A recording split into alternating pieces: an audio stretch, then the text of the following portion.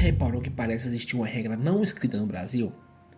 Você trabalha o mês inteiro, acorda cedo, enfrenta o trânsito e cumpre com sua jornada. O salário finalmente cai na conta e poucos dias depois ele simplesmente desaparece. Aluguel, mercado, conta de luz e internet.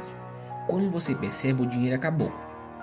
E aí fica aquela sensação: poxa, eu trabalhei o mês inteiro, mas para onde foi parar o meu dinheiro? Será que o brasileiro não sabe cuidar das próprias finanças? Ou existe algo muito maior acontecendo? Foi exatamente essa pergunta que resolvi investigar. E o que eu descobri me fez entender por que tantas pessoas têm dificuldade para economizar no fim do mês. Antes de culpar o governo ou os impostos, ou até mesmo antes de culpar quem gasta demais, resolvi olhar os números, porque opinião todo mundo tem. Mas será que os dados confirmam essa sensação? De que trabalhar já não é o suficiente? Vamos descobrir.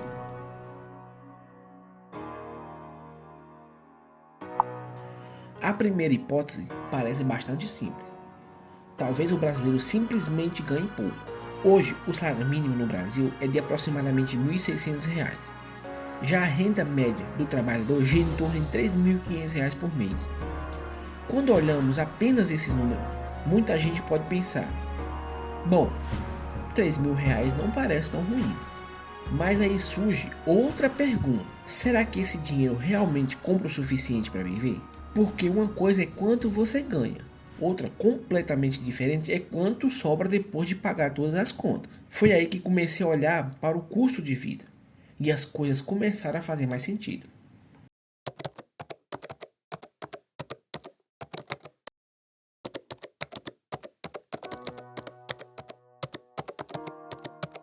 Descobri que viver no Brasil ficou muito mais caro do que muita gente imagina.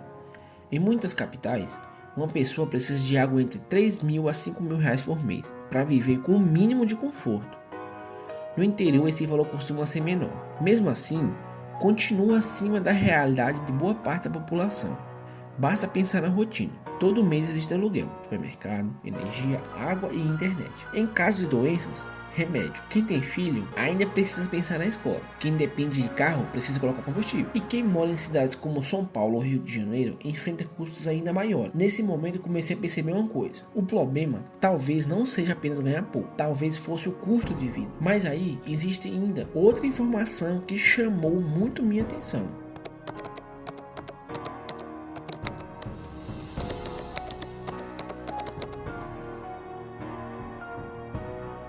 Você provavelmente já ouviu alguém dizer: a inflação está controlada. Mas será que está mesmo? Quando fui pesquisar os alimentos, encontrei uma realidade diferente. Enquanto os índices oficiais mostram a inflação realmente controlada, quem vai ao supermercado percebe outra história: arroz, feijão, carne, leite e café. Tudo parece mais caro do que alguns anos atrás. Segundo o Dias, em diversas capitais, a cesta básica chega a consumir mais da metade de um salário mínimo. Pensa nisso, metade do salário vai apenas para comprar comida, até mesmo antes de pagar aluguel. Se metade da renda desaparece só para alimentar a família, quanto realmente sobra? Foi aí que percebi que existe outro fator escondido.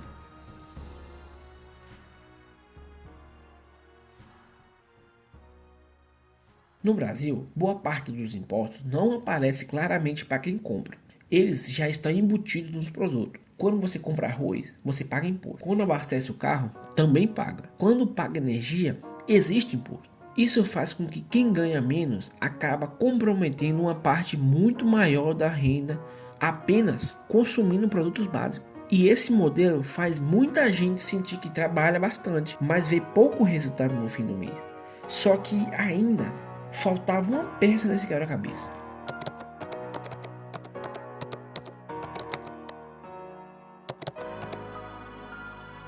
Imagina a situação: você recebe, paga o aluguel, paga o mercado, o transporte e a energia. Quando percebe, não sobrou dinheiro. Então aparece um gasto inesperado, uma consulta médica ou um conserto de um carro, ou até uma compra necessária. A solução acaba sendo usar o cartão de crédito ou recorrer a um empréstimo. O problema é que os juros do Brasil continuam elevados. No mês seguinte, você já começa devendo parte do salário. E isso cria um ciclo. Você trabalha para pagar as contas, depois trabalha para pagar os juros, depois trabalha para pagar as parcelas e parece que nunca consegue sair do mesmo lugar. Não é porque você deixou de trabalhar. Muito pelo contrário, é porque boa parte da renda já está comprometida.